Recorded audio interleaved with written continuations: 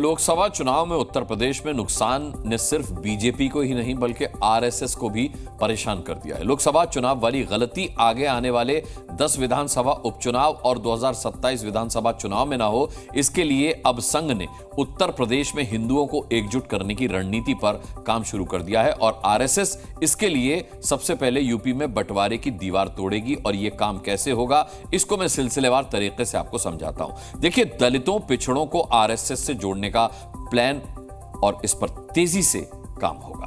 दलित बस्तियों में सामाजिक समरसता कार्यक्रम आरएसएस चलाएगी। इसके अलावा सभी जातियों और वर्गों को संघ से जोड़ा जाएगा। यूपी के गांव-गांव में संघ की विस्तार करने की योजना है। हर ग्राम पंचायत में शाखा शुरू करेगा संघ।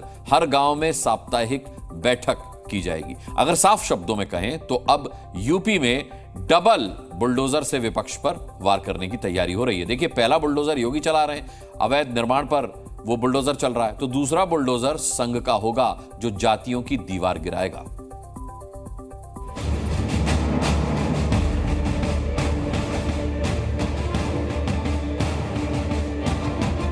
उत्तर प्रदेश में जो नुकसान लोकसभा चुनाव में हुआ था, आगे वैसा नुकसान 2027 में ना हो, इसके लिए योगी आदित्यनाथ को अब संघ का साथ मिल गया है। राष्ट्रीय स्वयंसेवक संघ ने उत्तर प्रदेश को लेकर बड़ी रणनीति पर काम शुरू कर दिया है। देश के सबसे बड़ी आबादी वाले राज्य में अब आरएसएस एक बार फिर हिंदुओं को एकजुट करने की प्लानिंग पर काम करने जा रहा है और इस बार उसका फोकस गांव, दलित और पिछड़ा वर्ग होगा।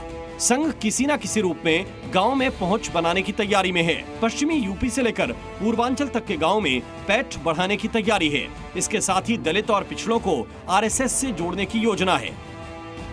लखनऊ में संघ पदाधिकारियों की 4 दिन की बैठक चल रही है। आज इस समीक्षा बैठक का दूसरा दिन था। दरअसल अगले वर्ष आरएसएस की स्थापना के 100 वर्ष पूरे होंगे। इसके लिए ही संघ शताब्दी वर्ष का आयोजन करेगा।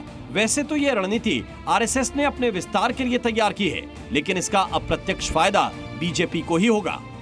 लोकसभा चुनाव के नतीजों के बाद अब उत्तर प्रदेश पर पूरी तरह से संघ ने फोकस कर लिया है और यही वजह है कि लगातार अब उत्तर प्रदेश पर पूरी तरह से संघ फोकस कर रहा है और दलितों और पिछड़ों के बीच पैठ बनाने को लेकर लगातार जो है कवायद की जा रही है। लोकसभा चुनाव में बीजेपी को उम्मीद थी कि वो बम्पर सीटों पर जीत हासिल करेगी, लेकिन पीडीए समीकरण के जरिए अखिलेश यादव की सोशल इंजीनियरिंग हिट साबित हुई और बीजेपी को सिर्फ 33 सीटों पर ही संतुष्ट होना पड़ा। मगर संघ अपनी नई प्लानिंग के बूते 10 सीटों पर होने वाले उपचुनाव और फिर 2027 में यूपी के विधानसभा चुनाव का टारगेट सेट करने में जुटी है। हालांकि विपक्ष को नहीं लगता कि बीजेपी और संघ की जुगलबंदी से कुछ फायदा हो पाएगा। आप 27 का चुनाव जब होगा तो पूरी तरह से भारतीय जनता पार्टी पूरी तरह से साफ दिखाई पड़ेगी। तो समाजवादी पार्टी की माननीय अखिलेश यादव के नेतृत्व में बहुत अच्छी कल्याणकारी सरकार बनेगी। पहले भी उनका भ्रमण कार्यक्रम चलता था।